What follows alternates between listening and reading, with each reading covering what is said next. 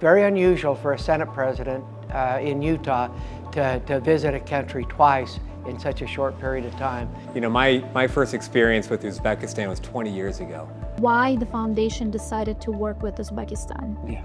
Over the past 12 months, we've been able to do about 35 projects and initiatives. What are your priorities and the vision for the future of Uzbekistan and Utah relations? To be able to help bring critical minerals and mine critical minerals in Uzbekistan. And then we simply try to find ways to help them succeed. And how do you choose the local partners? So we provide grants, we provide grant funding. Is there anything you would like to share with our audience? We're the same people. We have the same culture, the same values, and everything we've been talking about. And we would welcome students from Uzbekistan to Utah, and my hope is students from Utah come to Uzbekistan because many people in Uzbekistan have no idea where Utah is, and many people in Utah don't know where Uzbekistan is. International cooperation drives development between nations and strengthens relations among states. Last week, a high-level delegation from Utah visited Uzbekistan to reinforce ongoing projects, expand cooperation, and explore mutually beneficial opportunities. Utah has emerged as one of the fastest-growing states in the U.S. Once reliant on extractive industries like copper and agriculture, Utah has transformed into a global technology hub, attracting startups, venture capital, and recently even outperforming Silicon Valley in some metrics. This transformation mirrors Uzbekistan's strategic path toward expanding its economic horizons and embracing innovation and investment-driven growth. Amid a tightly packed schedule, we sat down with the head of the delegation, Utah Senate President Stuart and Miles Hansen, Stirling Foundation President and World Trade Center Utah Vice Chair, to discuss the ongoing relationship and future vision. Take a look. What are your impressions about Uzbekistan so far? The country and its development potential? I'll go ahead and start with that one. It is an amazing country. I was here a year ago, and I can see even a big difference in a year ago. What the president of the country has done has been, at least what I sense, is an amazing event. I see a lot of excitement when I talk to the kids. I see IT development. I see innovation. And I see many of the same things that I see in Utah. We're very much the same. And I also see a community that is committed to integrity, to hard work, and to doing things that are right. And that's why I came back, as I was impressed the first time, and again, back again. Very unusual for a Senate president in Utah to visit a country twice in such a short period of time. Can you briefly describe the Stirling Foundation's projects here in focus areas and why the foundation decided to work with Uzbekistan? Yeah. First off, Uzbekistan is a country with momentum. It's amazing to see a country with such a young and vibrant population combined with such strong leadership from President Mirziyoyev, and the entire nation is building a better future. So for the Stirling Foundation, we're very, very honored to be a very, very small part of working with many strong Uzbek organizations to be a part of this rapid development, which is good not just for Uzbekistan, but it's good for the entire Eurasia region, and it's also good for the United States of America, and it's good for the people of Utah, where we're from. So the Stirling Foundation is a private family foundation that was set up by the founders of a very large, successful international business named doTERRA. The foundation, we operate totally separately from the business, and our mission is to go out into the world to find places that have a lot of opportunity, where there are people that are building a better future, and then we simply try to find ways to help them succeed. So we provide grants, we provide grant funding, we provide strategic support, we develop very strong relationships. And so here in Uzbekistan, we're working on supporting education, scholarships, and student and faculty exchanges. We've been honored to work with Teach for Uzbekistan, with Teams University. We met today with Tashkent State University of Law. We also do a lot of work on healthcare, providing cancer screening, training, bringing doctors from Utah here to Uzbekistan. And they're also working on entrepreneurship and economic development initiatives as well. And so over the past 12 months, we've been able to do about 35 projects and initiatives with our great partners here in Uzbekistan. And as we see with this great delegation that's here this week, we're just getting started. And how do you choose the local partners here, like NGOs or government bodies, to work with in Uzbekistan? The Sterling Foundation, we operate in about 47 countries. And in everywhere where we operate, we work really hard to develop strong relationships of trust with national leaders. So government leaders, business leaders, civil society leaders. And as we're doing that, we're learning from them what's important for the country. We always want to be 100% aligned with where these national leaders are taking their country. And so here in Uzbekistan, we met with many government leaders and other education leaders and business leaders and civil society. And in those conversations, we were able to identify these areas of priority. And then from them, we get recommendations on great organizations that are doing good work. And then we were very honored to be able to provide support to them and to partner with them to go and to do some very good things here in Uzbekistan. Thank you. And regarding your projects, what tangible results have your initiatives achieved in the areas like you mentioned, healthcare or social services so far? Yeah, so far, as we think about international exchanges, we've been honored to support and to host many delegations from Uzbekistan to Utah. And that included, last September, there was a delegation of 10 different ministries and agencies focused on water and sanitation who were able to come to Utah and Idaho. And we work with a very strong partner in Utah called the Church of Jesus Christ of Latter-day Saints. They do humanitarian work in 192 countries around the world, and they're experts on water and sanitation. So this delegation came from Uzbekistan. They spent 10 days learning how do you provide water, toilets, and other facilities to schools, particularly in rural areas. After what they saw there in Utah and Idaho, they came back here to Uzbekistan, and they've been designing those and piloting new facilities for schools. And I heard that just recently they finalized on the model, and they're in the process of rolling that out through the country.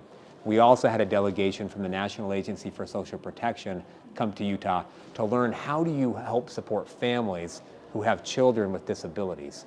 So while in Utah, they met with many state leaders, with education leaders, civil society, and they learned best practices. They brought those back here to Uzbekistan, and just this week we have experts from Utah who are here providing training on a nationwide system to create the centers in local mahallas where families with children with severe disabilities can go and take their children to get support so that families can keep their children in their home with them. So these are just two of the many, many examples that have resulted from organizing groups from Uzbekistan to visit Utah. And then like we're experiencing this week where we have a delegation led by Senate President Stuart, we have 25 businesses and investment funds and education leaders and other key leaders in the state of Utah who are here identifying different areas to continue this collaboration. I see, thank you. And Mr. Adams, I have a question to you. UDA is known for its strong community and family values and religious identity. Have you seen any similarities in Uzbekistan regarding these values or differences maybe? Well, we're similar in many ways, but many people don't know a lot about Utah. So let me tell you a little about Utah. Utah is at the crossroads, what we call the West. We're in the center of the Intermountain West. But we think we're not only the crossroads of the West, we're the crossroads of the world. As we've been here in Uzbekistan, we see people that actually have very similar values that we do. And we have the best economy in the entire United States. For 3 years in a row, U.S. News and World Report has recognized Utah as the best state among all 50 states in America. We have the best economy, we have a very strong GDP. Our GDP growth is 4.5%. And it's because I believe with the character of the people of Utah, their commitment to hard work, to integrity, to innovation. And we have more startups than any other state in the nation. One of 61 startup companies that are venture-backed become unicorns, billion-dollar companies. And I've seen that same spirit of innovation and integrity that exists in Uzbekistan. Today we met with a bunch of IT companies and students and entrepreneurs who want to develop new businesses. Some of them were in the gaming industry, a conference on gaming here. The University of Utah is the #1 university in all the world for gaming. A lot of the digital technology actually began at the University of Utah back before many of those gamers were even born in the 70s, 80s, and 90s. And companies like Pixar and Adobe and Nintendo were born. But what I saw today in Uzbekistan were the future companies, the future Adobes, the future Nintendos. And what I've learned is we can learn from each other.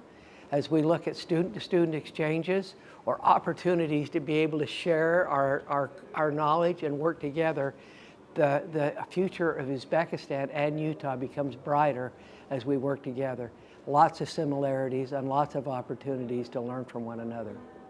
And what do you think, what are the areas for enhancement or development in the areas in Uzbekistan from your perspective? Well, again, we have some of the top universities in the world in Utah. And as we're able to have both the professors and the students have exchanges one with another, there's an opportunity to have actually satellite campuses from our universities here, or be able to have students come to Utah, or actually because of the fact that IT has given the ability to work remotely, we can do a lot of remote work, both either work from Uzbekistan for companies in Utah, or take school classes or have interactions remotely. And we would welcome students from Uzbekistan to Utah. And my hope is students from Utah come to Uzbekistan, because many people in Uzbekistan have no idea where Utah is. And many people in Utah don't know where Uzbekistan is. And I think that's probably the fun things that will happen, and the opportunities exist to be able to share that knowledge. Looking ahead, what are your priorities and vision for the future of Uzbekistan and Utah relations and collaboration over the next, let's say, 5 years? Well, my priorities are very clear. We have businesses that want to do business here. We brought with us a mining company. They went out and visited a mine. They're investing millions of dollars in Uzbekistan to be able to help bring critical minerals and mine critical minerals in Uzbekistan. Utah was rated #1 in the world for mining. We have lots of expertise. There's expertise here, and we can work together in that industry. We actually had a company come to Uzbekistan and open up a beauty supply business. They're actually doing extensions for women's hair. I don't know a lot about it, but they do very well here. And their employees in Uzbekistan, again, are very reliable, have integrity, and are hardworking. They want to open their businesses here to be able to have the ability to service the Central Asia and the Asian and Eastern part of the world. It's very exciting because Utah is on the other side of the world, almost exactly. Uzbekistan is on this side of the world. And as we have companies work together, we make the world stronger, we tie the world together, and we make not only Uzbekistan and Utah's future brighter, we make the entire world's future brighter.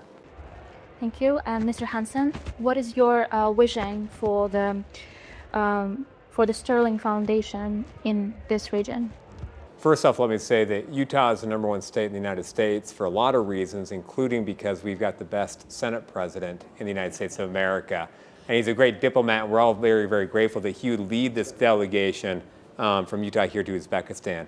But I think one thing that we both have talked about while we're here is, to borrow a phrase from U.S. politics, and I served in the first Trump administration of the White House, working on Middle East issues.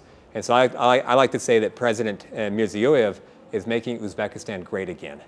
And Uzbekistan has such a great, rich history and the culture. And we've talked a lot about all the innovation that's taken place in Samarkand and Bukhara and Khiva for hundreds and hundreds of years.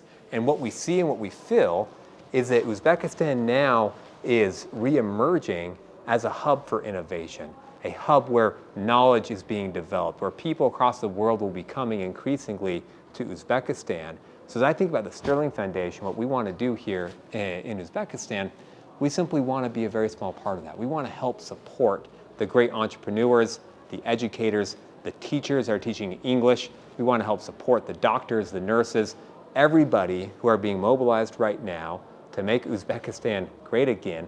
We We want to help support that in a very, very small way. And we believe that we can do that by creating these partnerships with our partners and our friends that are based in Utah. Because again, Utah and Uzbekistan share so many common values. In Utah, like here in Uzbekistan, family is very important. Faith is very important. Hard work and integrity are very important. And those are all values that are part of the culture of Utah and Uzbekistan. And when we see that type of alignment, then it becomes very easy for us to open doors, to bring people together, and then we get out of the way and great things result. And it's good for the people of Uzbekistan, and it's good for the people of Utah. And it's like we like to say in Utah, it's a win-win. And we want to be a part of building. Thank you. And my last question is there anything you would like to share with our audience, maybe about your trip or impression or any other future plans? No, I just, question to both of you. I would just say that this is my second visit. I hope to make many more visits, but I also hope there's many people from Uzbekistan that will come to Utah and understand and get to know us better also. I think from my side, you know, my first experience with Uzbekistan was 20 years ago. Right after my wife and I got married, we moved to Tajikistan as a student program, but we lived for 1 year with an Uzbek family.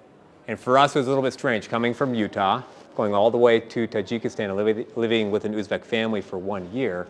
But very quickly, we realized we're the same people. We have the same culture, the same values, and everything we've been talking about. And they had a transformative impact on my life and the life of my wife and now my family as well. And so it's such an honor for me. Now, 20 years later, as I've progressed throughout my career, I've always felt a great debt of gratitude to my Uzbek family. And so it's an honor to be back here in Uzbekistan. It's an honor to work with so many amazing leaders here in the country. I think of Umida, who runs Teach for Uzbekistan, or Nargis, who runs the FinTech Association of Uzbekistan. We've done a women's entrepreneurship program with her. We think of these great leaders that we have the opportunity to work with, and it makes us excited. It makes us feel like we are making the world a better place. And it's not thanks to anything that we do, it's thanks to the great leadership of the country, the wonderful people, this rich heritage, and most importantly, this bright future that is ahead. And so we're honored to be here, and we look forward to continuing our very, very deep engagement here in Uzbekistan and finding many more partners and many additional ways to be a very strong part of what's happening here in your country. Thank you.